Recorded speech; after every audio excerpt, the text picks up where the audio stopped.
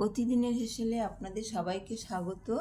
আজকে কফি দিয়ে chilli chicken যেমন করে সেই রকম করব। খুবই সুন্দর হয় খেতে। চিলি চিকেন তো একরকম টেস্ট, কফি দিয়ে করলে আর একরকম টেস্ট হয়, নতুনত্ব লাগে। কফিগুলোকে ভালো করে কেটে নিলাম। এবারে কেটে গরম জলে একটু সিদ্ধ করে নিতে হবে, কফিটা ভালো করে ভাপিয়ে নিতে হবে। আর এদিকে চিলি চিকেনের জন্য যে সমস্ত মশলাগুলো, কফি করার জন্য যে মশলাগুলো লাগে সেগুলো সবই দিতে হবে। আর কফিটা ভালো করে সিদ্ধ হয়ে গেলে জল ঝরিয়ে নিতে হবে। আর এর মধ্যে আদা রসুনের পেস্ট আর নুন, একটু সামান্য মিষ্টি, এগুলো সব দিয়ে কর্নফ্লাওয়ার, ডিম এগুলো দিয়ে সব মাখতে হবে। মেখে প্রায় আধ ঘন্টা মতো ম্যারিনেট করে রাখতে হবে।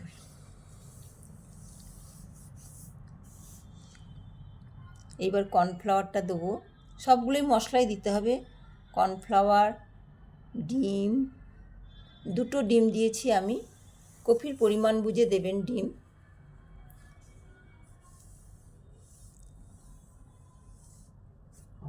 এবারে একটু হলুদ গুঁড়ো আর একটু লঙ্কা এগুলো দিয়ে মাখিয়ে নিতে হবে। মাখিয়ে নিয়ে আধ ঘন্টা মতো ম্যারিনেট করে রাখতে হবে। এগুলো এমনি ভেজেও স্ন্যাক্স হিসাবে খাওয়া যায়।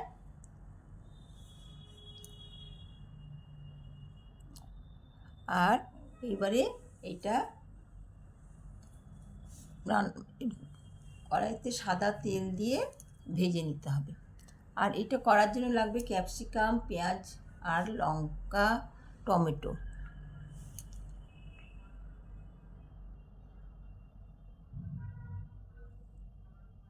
এইভাবে এগুলোকে একটা একটা করে ভেজে নেব। চায়ের সাথে এইভাবে ভেজেও স্ন্যাক্স হিসাবে খাওয়া যায়, খুবই সুন্দর টেস্ট হয়। কিন্তু এটা আমি করছি চিলি চিকেন যেভাবে করে ঠিক সেইভাবে।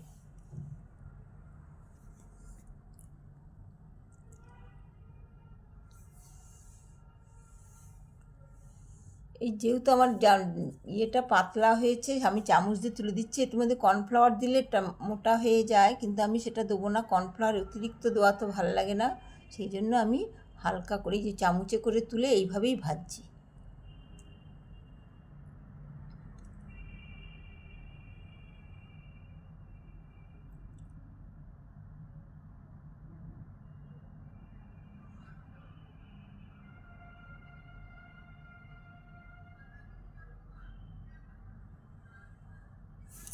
এইভাবে সবগুলো আমাকে ভেজে নিতে হবে।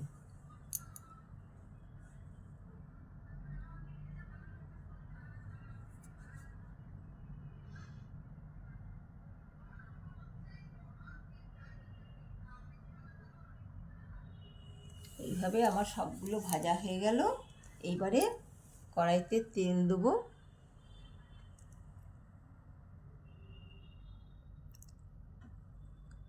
পেঁয়াজ, লঙ্কা, ক্যাপসিকাম, টমেটো সবগুলোকেই হালকা করে ভেজে নিতে হবে। খুব বেশি ভাজা হবে না। চিলি চিকেনে যেমন করে ভাজে ঠিক সেইভাবেই, সেই রকম ধরনের করেই করছি এটা।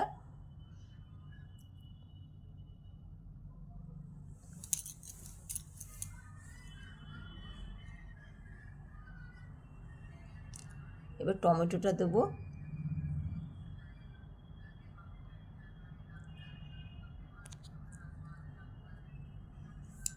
একটু নুন দিলাম। আর এটা হলো চিলি সস, সোয়া সস আর ম্যাগি সস, এইগুলো সবগুলোই পরিমাণ বুঝে দিতে হবে।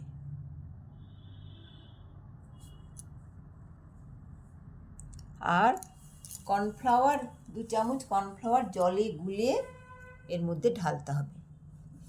এবারে তারপরে যেই ফুটে উঠবে, খুব বেশি ফুটে ওঠার পরেই ভাজা কফিগুলো এর মধ্যে দিয়ে দিতে হবে।